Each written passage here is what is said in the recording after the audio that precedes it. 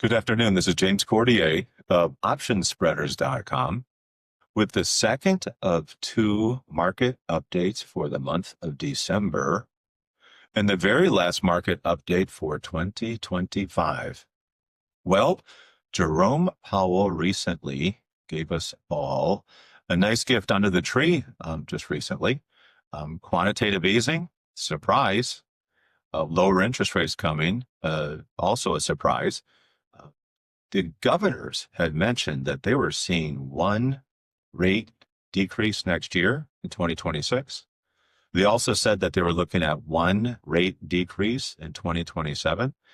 And Jerome Powell walked that back. Heck, he sprinted that back and said there's lots of room to bring interest rates down. What does this tell us?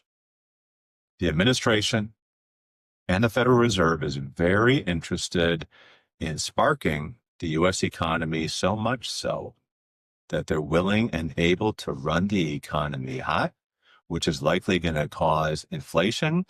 But perhaps the inflation doesn't come until after November. I do believe there's something that happens in that month next year.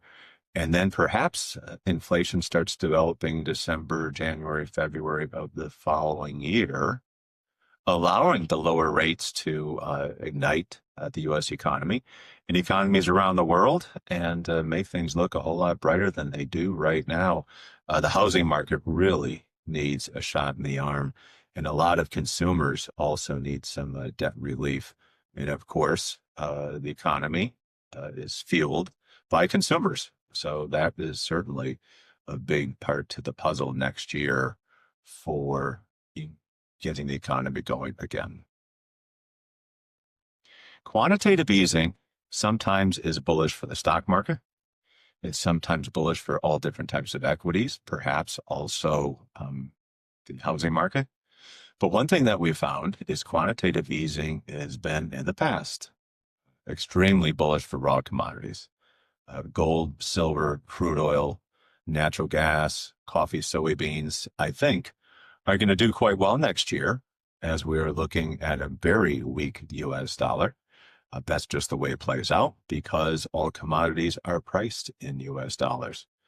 We consider the quantitative easing and the lower interest rates coming up in 2026 as what we call low-hanging fruit. And we had someone ask me the other day, why do you have cherries in your biweekly interview? And it's because it represents low-hanging fruit, really fat low-hanging fruit going into 2026. At least that's the way we see it.